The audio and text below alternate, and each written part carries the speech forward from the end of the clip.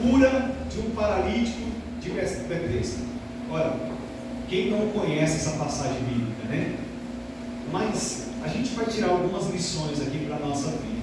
O Espírito Santo é tão tremendo que ele vai nos dando assim um conteúdo. Eu até preguei já isso aqui numa quinta-feira aqui, mas o que eu vou falar aqui é totalmente diferente do que eu preguei numa quinta-feira aqui. E na verdade eu nunca tive uma compreensão como eu recebi desse texto no dia de hoje. Talvez alguém já teve, e glória a Deus por isso. Mas vamos lá. Depois disso havia uma festa entre os judeus, e Jesus subiu a Jerusalém. Ora, em Jerusalém, a próxima porta das ovelhas, um tanque chamado em hebreu Betesda, o qual tem 5 alpendres. Neste jazia grande multidão de enfermos, cegos, coxos, paralíticos, esperando o movimento das águas. Porquanto o anjo descia em certo tempo um tanque, agitava a água, e o primeiro que ali descia depois do movimento da água sarava de qualquer enfermidade que tivesse. Estava ali um homem que havia 38 anos, se achava enfermo. E Jesus, vendo este deitado e sabendo que estava neste estado havia muito tempo, disse-lhes: queres ficar são? O enfermo respondeu-lhe: Senhor, não tenho homem algum que quando a água é agitada e me coloque no tanque, mas quando eu vou, desce outro antes de mim. Jesus disse-lhe: levanta-te, toma a tua cama e anda. Logo aquele homem ficou são e tomou a sua cama e partiu. E aquele dia era sábado. Amém? Meus irmãos, dentro de um contexto geográfico, duas distinções aqui de situações. Por que eu disse geográfico? Porque está em Jerusalém. O local aqui é Jerusalém. Jerusalém, nessa época, estava em festa, havia festa entre os judeus. Todas as vezes que tinha festa em Jerusalém, uma grande multidão subia para participar. Os peregrinos, forasteiros, gente de outras regiões, se aglomeravam em Jerusalém para festas que ali era comemorada. O povo estava respeitando o calendário judaico. Isso era comum acontecer. E a Bíblia vai dar ênfase que nesse momento em que uma multidão está indo a Jerusalém para participar das festas, ou de uma festa específica, a Bíblia também dá conta, traz um relato de que em outro lado existe uma outra multidão. Versículo de número 3. Mas essa multidão não é a multidão que está indo para a festa. Essa multidão não é a multidão que está indo adorar a Deus, prestar as suas ofertas, os seus sacrifícios, a sua adoração a Deus. Essa multidão é uma multidão que se aglomerou em um tanque, e há uma divergência de vários tipos de conceitos de teólogos a respeito do tanque de Betesda. E eu não quero falar sobre isso nessa noite, porque senão a gente vai perder a lógica daquilo que Deus quer tratar conosco. O tanque em si, ele existia, a cura, o movimento dos anjos. Alguém encara isso como uma utopia, outros encaram como uma realidade. Existe até alguns arqueólogos que falam a respeito disso, se tratando desse assunto como uma mitologia. Mas como eu disse, nós não vamos adentrar nesse conceito do tanque. Mas fatos e nós temos que aqui ponderar sobre os fatos. O fato é que havia uma multidão em Jerusalém para adorar a Deus, para servir a Ele, para cultuá-lo, e havia também uma outra multidão, limitada a um espaço, limitada pelo seu condicionamento, limitada pela sua situação. E essa multidão, a Bíblia diz que neste jazia grande multidão de enfermos. Pensa, irmãos, era gente à rua, era muita gente. E ali havia gente cega, coxos, paralítico, esperando o movimento das águas, esperando algo acontecer para que eles saíssem daquela limitação, para que eles saíssem daquela situação. Então uma multidão está adorando a Deus, uma multidão está chegando em Jerusalém para prestar o seu momento de culto festivo com a sua família, caravanas, pessoas chegando, multidão chegando, mas do outro lado, uma outra multidão, paralisada pela sua enfermidade, colocando a sua fé, o seu crédito em um momento específico daquela situação, para que algo acontecesse e pudesse fazer alguma coisa por eles. Eu quero contextualizar isso com a realidade de muitos de nós. Muitos de nós, ou fazemos parte dessa caravana que sempre está disposto a cultuar a Deus, a oferecer o seu culto, a servi-lo, a ter o coração voltado para as suas coisas, mas como também existe uma grande multidão sendo dominada, paralisada pelas suas deficiências. E o que eu quero dizer aqui não é sobre deficiência física, mas sobre deficiências espirituais, morais, que paralisam o crente no mundo espiritual e fica ele fazendo com que ponha a sua expectativa em algum momento, em alguma situação, em algum contexto da vida, mas o tempo passa porque ele não nos espera, e essa pessoa, ou essa multidão, ou esse grupo de pessoas está esperando algo acontecer para que mude a sua vida.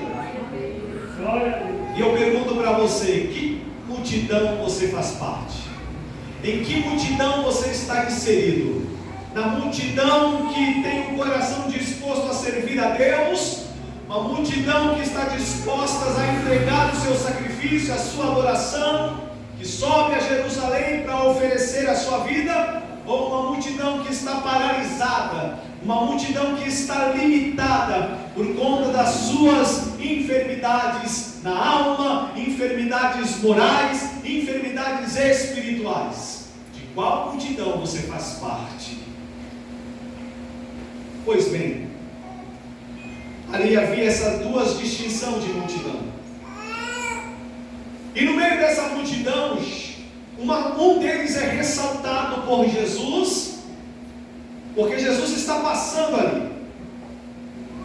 Versículo 2 diz: ora, em Jerusalém, a próxima porta das ovelhas, um tanque chamado em hebreu Betesda, do qual tem 5 alpendres, este já grande multidão de enfermos, cegos, coxos, paralíticos, esperando o movimento das águas.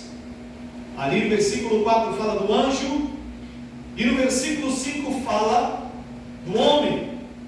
O homem que estava ali, havia quanto tempo, irmãos? 38 anos.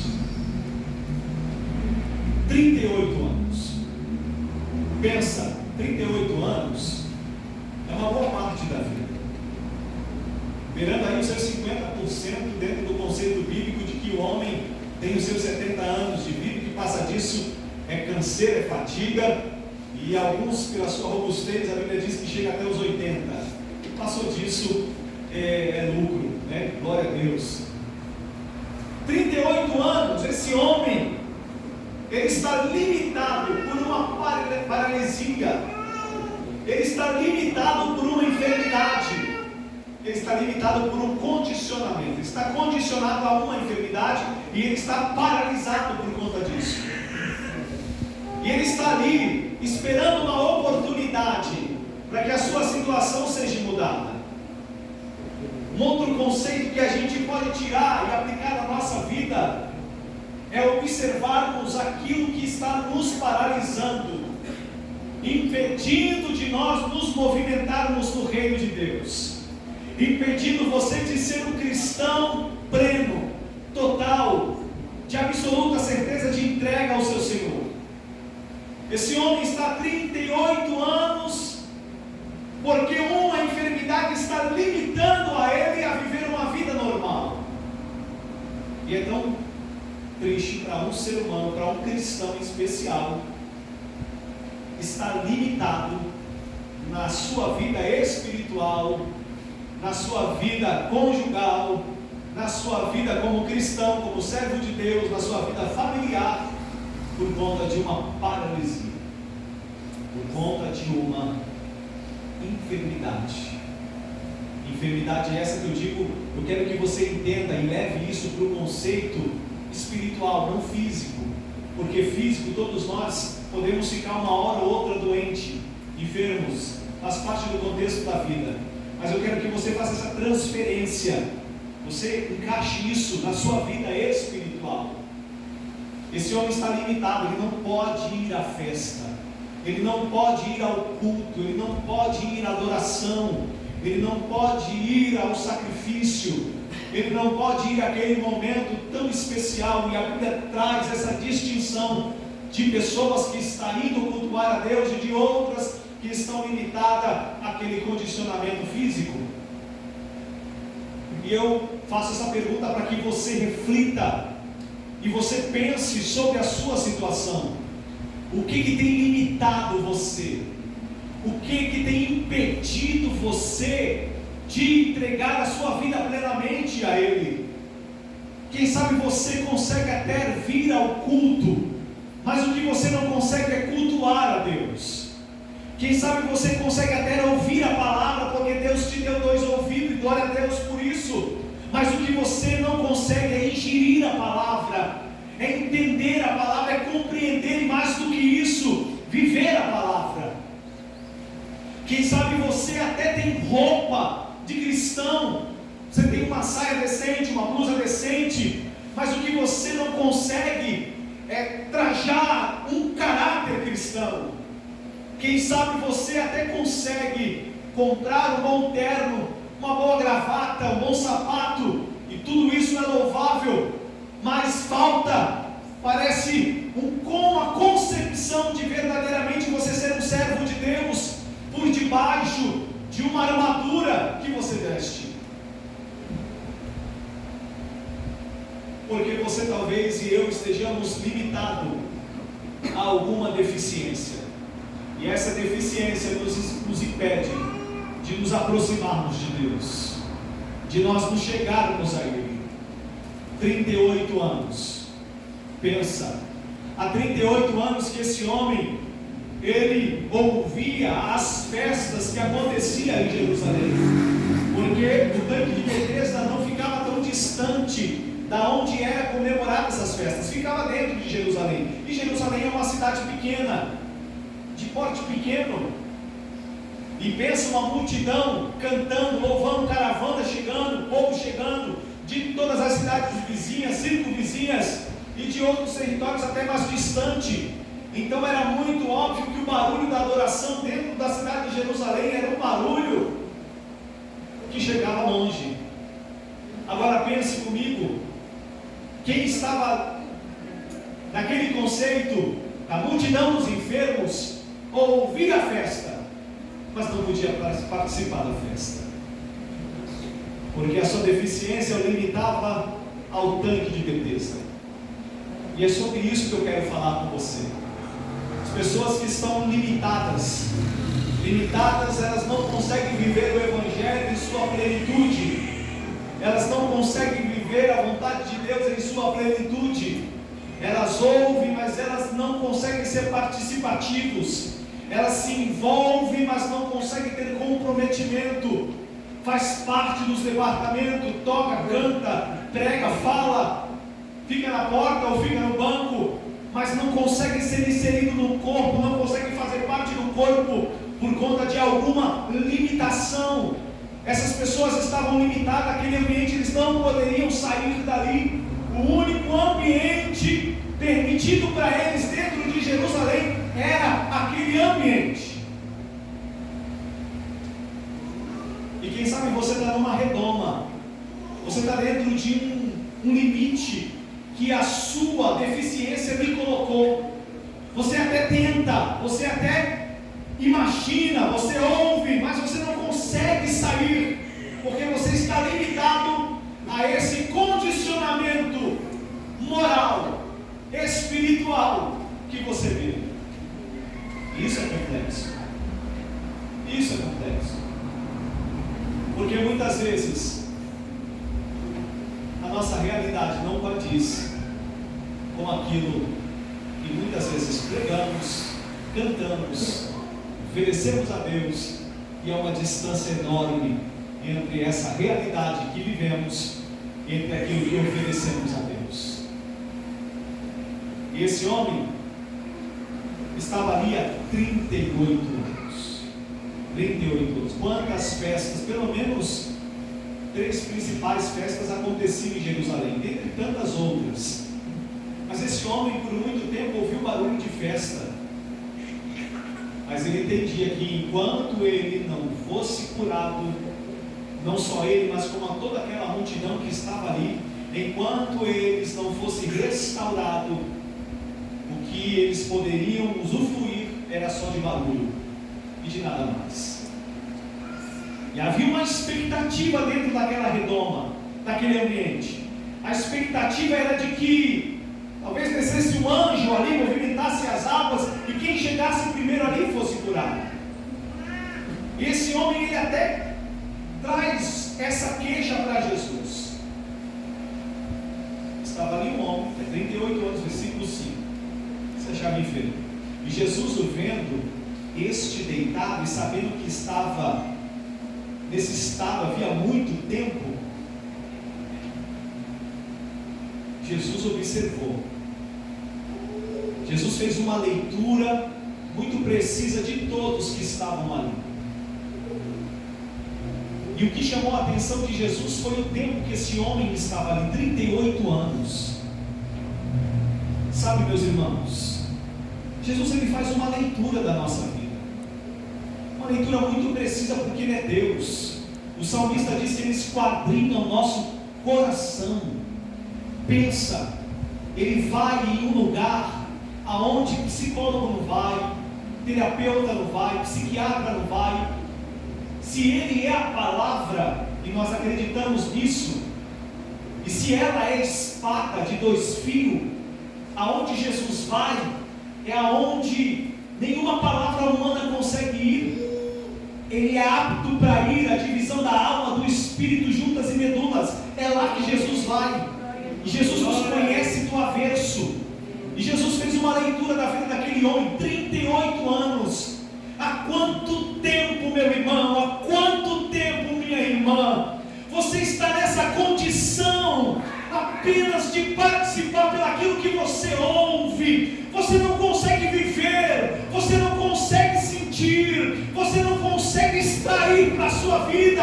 É apenas audição, é apenas aquilo que está diante dos seus olhos, é apenas o saber de longe, mas você não consegue estar inserido dentro disso por conta de uma deficiência moral. Mas Jesus está aqui nessa noite, assim como Ele foi ao encontro daquele homem, Ele vai ao nosso encontro nessa noite.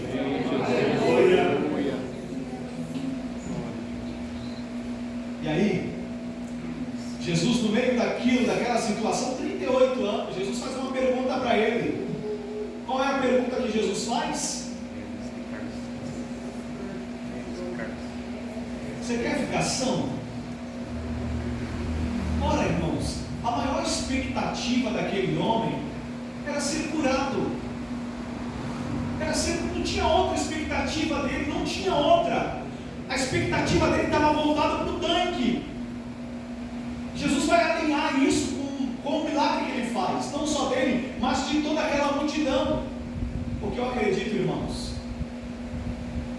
que depois que Jesus fez esse milagre, embora a Bíblia não dê detalhes sobre isso, mas só um tonto para continuar ali, sabendo que Jesus agora cura, sabendo que Jesus agora muda a situação com apenas o poder da sua palavra. Ora, só um tonto para ficar lá mesmo.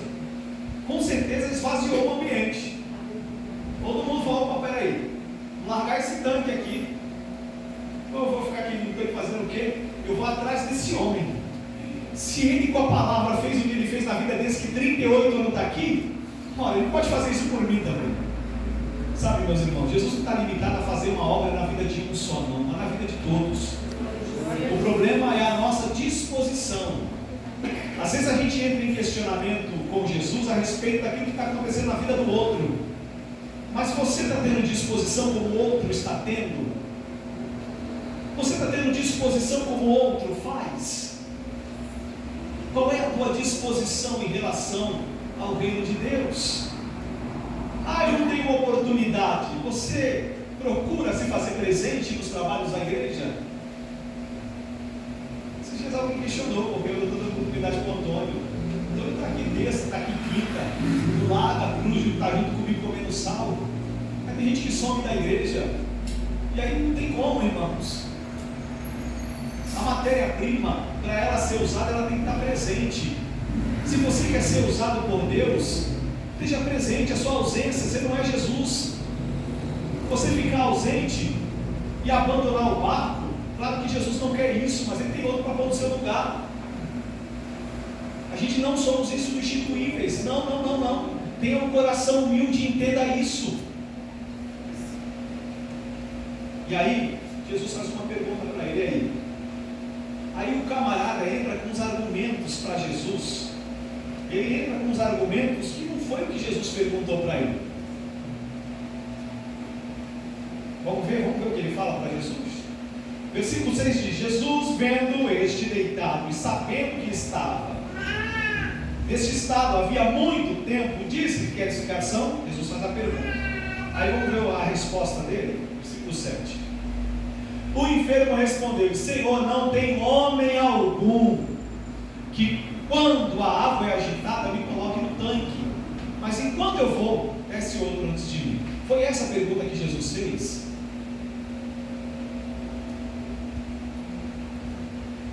Eu disse aqui uma vez e volto a dizer: quando Jesus nos faz uma pergunta, Ele não quer resposta, Ele quer gerar em nós uma reflexão, porque a resposta Ele já tem, Ele já conhece o nosso coração, Ele conhece a nossa vida. Quando Jesus faz uma pergunta para você, Ele quer gerar em você uma reflexão. Imagine se Jesus apresenta aqui para você, para mim hoje, fisicamente. Jesus aparece para você e Ele faz uma pergunta para você: o que você quer? Qual seria a sua resposta para Jesus? O que você diria para Ele? Tem a ver com você ou tem a ver com o outro? Às vezes você pode dizer assim: ah, Senhor, o que eu queria era que o Senhor salvasse o meu filho que está perdido. Mas às vezes a gente está perdido também, e a gente pede a salvação de alguns que a gente precisa ser salvo. Então, quando Jesus fazer uma pergunta para você, reflita, pensa, analise, para que você dê a resposta certa, porque isso vai gerar uma memória em você. Aquilo que você responde para Jesus gera uma memória em você. O enfermo respondeu para Jesus: Senhor, eu não tenho homem algum que, quando a água é agitada, me coloque no tanque, mas quando eu vou, desce outro antes de mim. Não tem ninguém, Senhor. Ninguém se compadece da minha dor, ninguém se compadece da minha situação. Sabe, meus irmãos, se você cair nessa armadilha de você ficar procurando nas pessoas aquilo que você vai encontrar só em Jesus, você vai continuar sofrendo. Às vezes você está buscando no homem aquilo que está em Jesus. Você está apelando aos homens aquilo que só Jesus tem. Você está dentro de uma busca frenética, olhando para o homem, e quando eu digo homem, mulher, filho, qualquer um ser humano, aquilo que só está em Jesus. Eu não tenho homem algum, não tem ninguém para me ajudar. E às vezes a gente cria uma rotina na nossa vida de autocomiseração. A gente se vicia na autocomiseração. A gente toma posse da autocomiseração para a nossa vida e fica: não tem ninguém liga para mim, ninguém me dá um bom dia, ninguém manda mensagem para mim, ninguém liga para mim, eu estou aqui largado, eu estou aqui jogado, e a gente fica nessa autocomiseração na vida, e aí, se questionando, e Jesus, Ele está pronto para resolver o teu problema, Ele está pronto para resolver o teu caos, para pôr um fim nessa situação. Mas até quando eu e você vai ficar olhando para homem? Até quando eu e você vamos fixar os nossos olhos em homens, em coisas, em situações? anjo desce e eu fico aqui, eu até tento me arrastar até lá, mas quando eu chego perto, alguém chega no meu lugar. Pensa, que frustração. E isso por 38 anos. Oi, Deus. Que vida de miséria. Que vida difícil. O camarada está rendido àquela situação. Limitado. Ouvindo festa, mas não consegue ser participativo. Porque a sua deficiência lhe impede. E a gente vive uma vida, às vezes não 38 anos, mas quem sabe você já está 10, 15, 20, ou até mais de 38, não sei. Só ouvindo as pessoas vivendo uma vida de festa, uma vida de comunhão com Deus, uma vida de adoração, e você não consegue chegar nesse nível, porque alguma enfermidade na sua alma lhe impede de você viver essa realidade. Mas o sangue de Jesus tem poder para pagar os nossos pecados. Seja o que foi que você fez no seu passado, ou em qualquer situação da sua vida, o sangue de Jesus nos purifica de todo o pecado. Aleluia. E aí então, não tem ninguém. Ninguém. Às vezes você diz até assim, nem meu cônjuge, nem meus filhos. É claro, porque você está buscando neles o que só Jesus tem. Paulo disse assim, Efésios 5,18, se eu não estou enganado, se não me engano. Deixa eu ver se é isso mesmo. O versículo é: levanta-te dentre os mortos, e Cristo te esclarecerá. Deixa eu ir. 5,14? Alguma coisa. Uma orientação do apóstolo Paulo. Levanta-te. Quem achou aí? Quem achou? 5,14? Olha aí.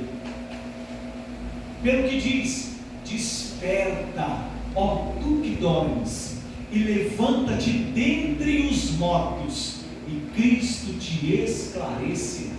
Amém. Tem muitas coisas que estão ocultas, sem entendimento na nossa vida, coisas que precisam de luz. De luz. Quando tem luz, a gente vê a cor. Quando tem luz, a gente decifra o problema. Quando tem luz, a gente tem uma percepção muito melhor. Então, levanta-te dentre os mortos. Está todo mundo morto lá? Lá em casa está todo mundo numa falência espiritual. Seja você, levanta você dentre os mortos. Está todo mundo morto na igreja. Levanta você dentre os mortos. Está todo mundo lá no serviço. Levanta-te dentre os mortos, e Cristo te esclarecerá. Aleluia. Muitas coisas Jesus quer mostrar para você. Está vendo, filha? Você achava que era amarelo, mas é verde, porque a luz te trouxe essa informação. Está vendo, filha? Você achava que era azul, mas é cinza. Quando tem luz, a gente percebe as coisas de uma melhor forma. Por isso que o salmista diz que lâmpada para os meus pés é a tua palavra e luz para o meu caminho. Levanta-te dentre os mortos, faça por Cristo, por você, em Cristo, aquilo que você nunca fez. As mesmas medidas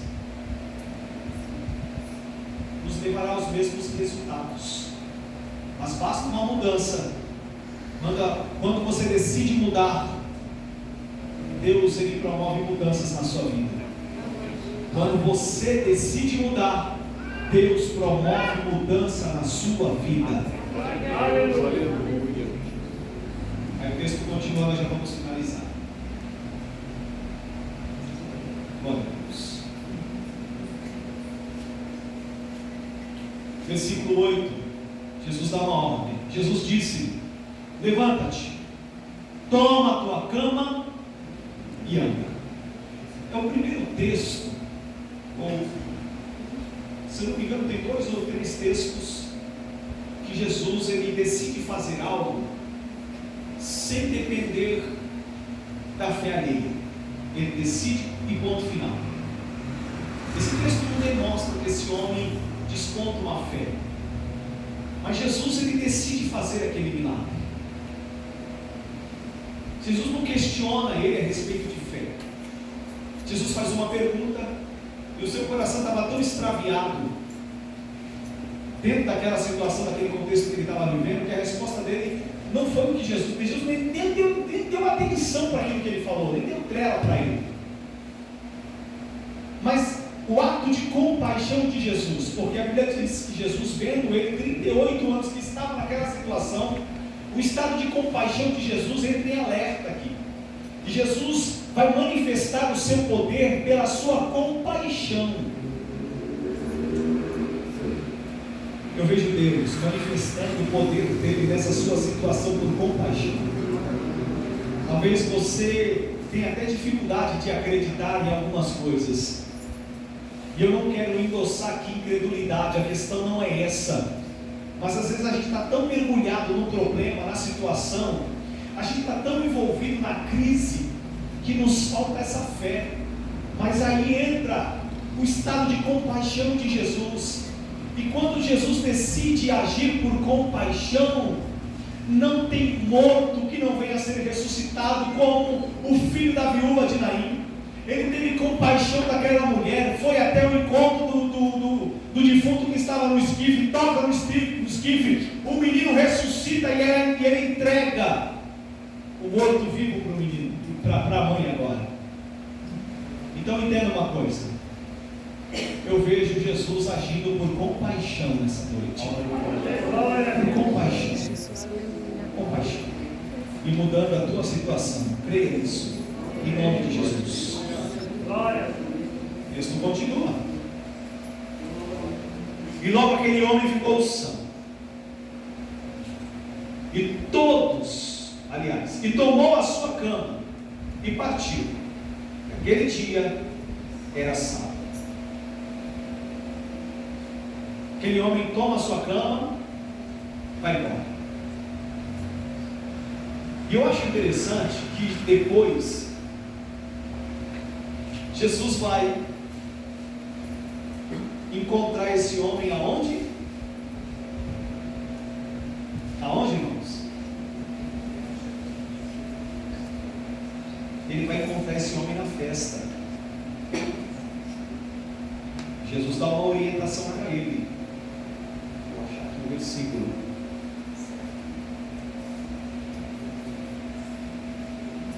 Jesus dá uma orientação para ele tomar cuidado para que não sucedesse algo pior. Deixa eu achar um versículo que eu tinha marcado aqui.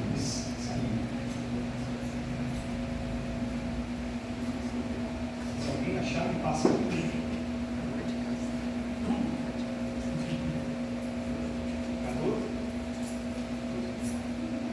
Depois Jesus encontrou no templo isso, 14, e disse-lhe: eis que estação, não peques mais, para que não te suceda alguma coisa pior.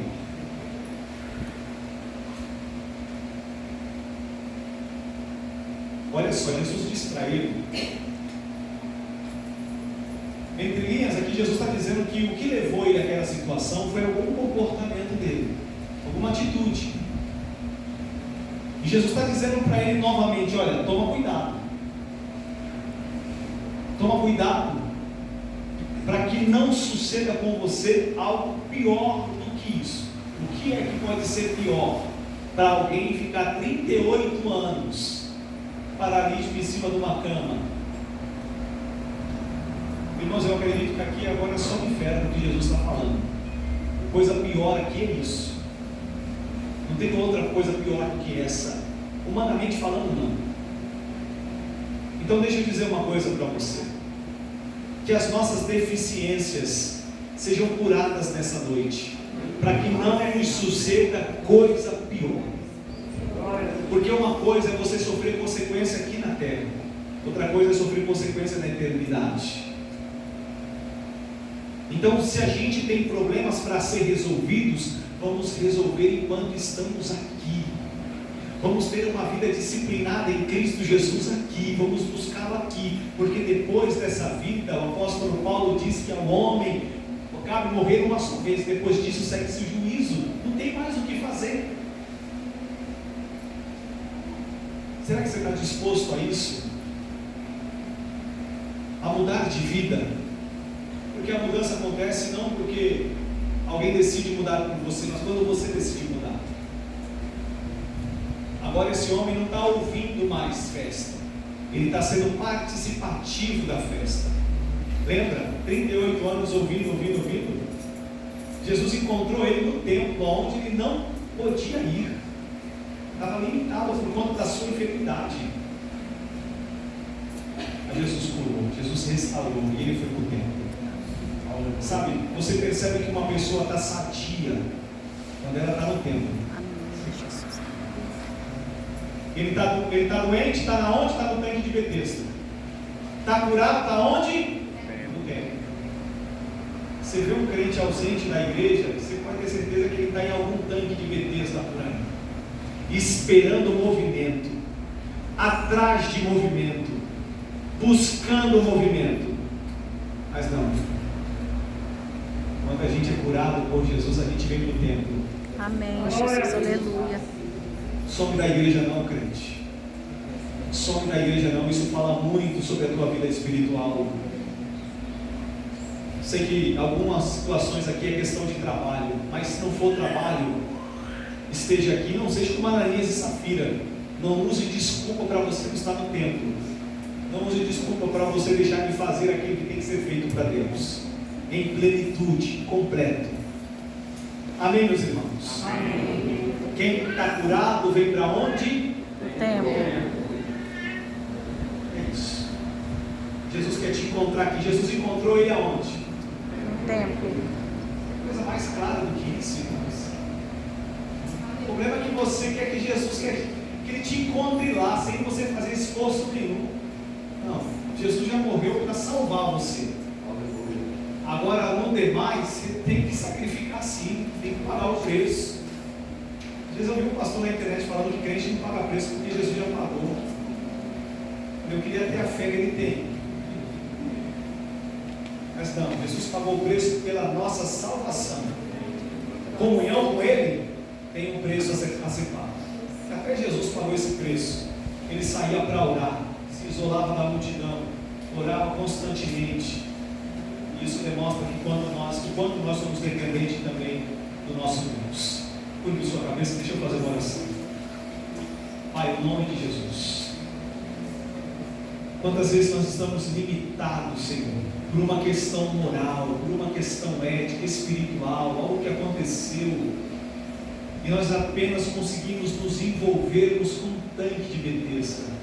Não conseguimos chegar ao templo, não conseguimos chegar à tua presença, porque as enfermidades na nossa alma, moralmente, têm nos impedido disso. Mas nessa noite a tua palavra foi tão cirúrgica, Senhor, que ela encontre, Senhor, espaço nos nossos corações para nos trazer uma mudança por completo, para que as nossas deficiências não venham mais nos limitar a um pensamento, a um conceito, a um lugar, a uma situação. Não, Senhor, queremos estar livres. Se verdadeiramente o Filho vos libertar, sereis livres. Nos livra, Senhor, desse tanque que nos prende, dessas ideias que colocaram na nossa cabeça, desses pensamentos alheios. Liberta, Senhor, liberta nessa noite. Ó Deus, faz por nós aquilo que nenhum homem pode fazer.